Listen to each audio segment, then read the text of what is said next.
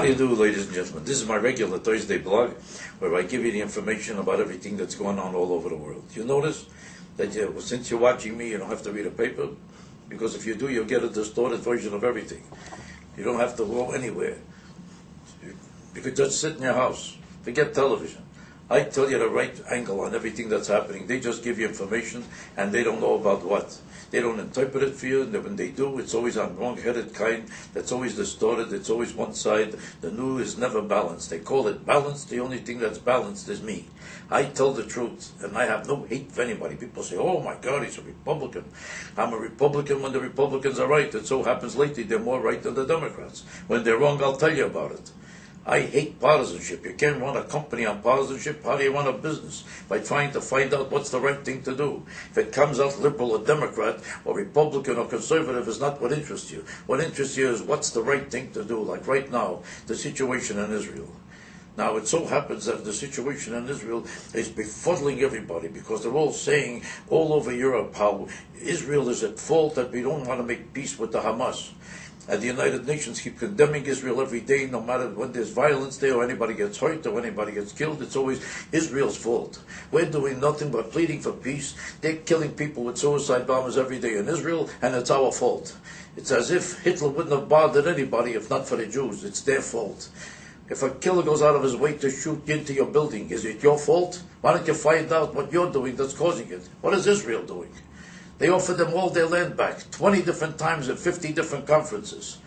They offered them all their very thing they wanted back, even though they didn't deserve it, because it's Israel's land. They said, here, to make peace, you have it back. And what did they do? The Hamas went out and started killing Jews everywhere.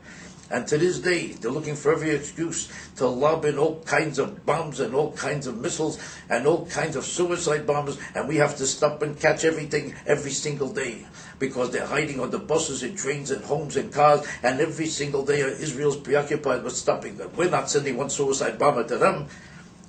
Even in retaliation, we never killed them with suicide bombers. Why? Because we just go after the murderers. We're not killing innocent people, and we never did.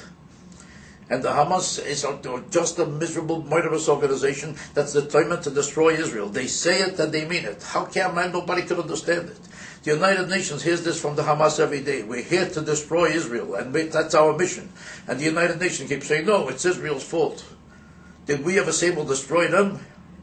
The truth is they don't want to hear it, because it's a pervasive anti-Semitism from all those countries in the world who just want to destroy the Jews and the Jewish country and the Jewish people. And it's that kind of anti-Semitism. It's gone on for generations, and it's worse than ever now, because they're vicious, violent Jew haters. That's all they know. The Hamas hasn't got a chance of beating the Jews, because it's impossible. We have the toughest army in the world. People don't know how tough the Israelis are, because they never saw a tough Jew in this country.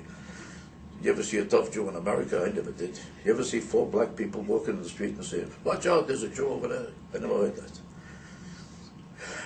You ever see an Italian afraid to walk into a Jewish neighborhood because he might get killed by an accountant? I never heard that either.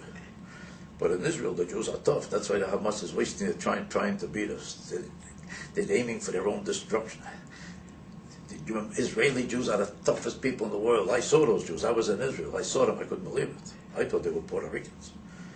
Are they tough? Why do you think we won the first war where a Jewish general couldn't even see what he was doing? A lot of people don't know that the first Jewish general in these wars with the Arabs was a general with a patch. His name was Moshe Dayan. He spent the whole war with a patch walking around. Where the hell is the war? What happened to the war? You know, it was a lucky thing that the Arabs came from this side. If they came from that side, oh, we would have had a big problem. A lot of people don't know this, how tough we are.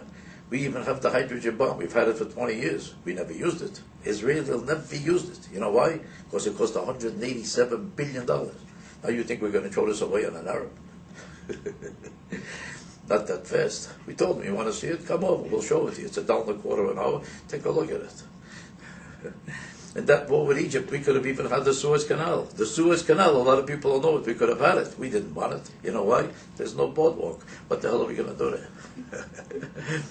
I'll tell you another thing. Right now, they want us to give us the whole West Bank back to the Palestinians. They keep insisting we should give it back.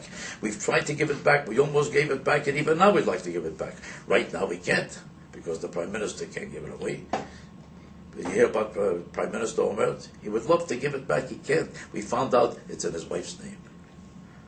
All these were jokes, don't take it personally. But they all prove one point, that the Hamas are mob of murderers, and the Jews are people of compassion. We want to give them their land, they want to give us death and destruction. That's all they want to give us. All these attempts at conferences, we're talking to the wall. You're talking to a man with a gun who wants to look for an opportunity to shoot you. While you're talking, he'd love to kill you. The only reason he doesn't is because he doesn't know where you are. If he could find you, he'll kill you. Stop talking, you're talking to yourself. Forget about it. Wipe them out. That's the only way. Otherwise, there'll never be victory, there'll never be peace, and there'll never even be peace for the Palestinians.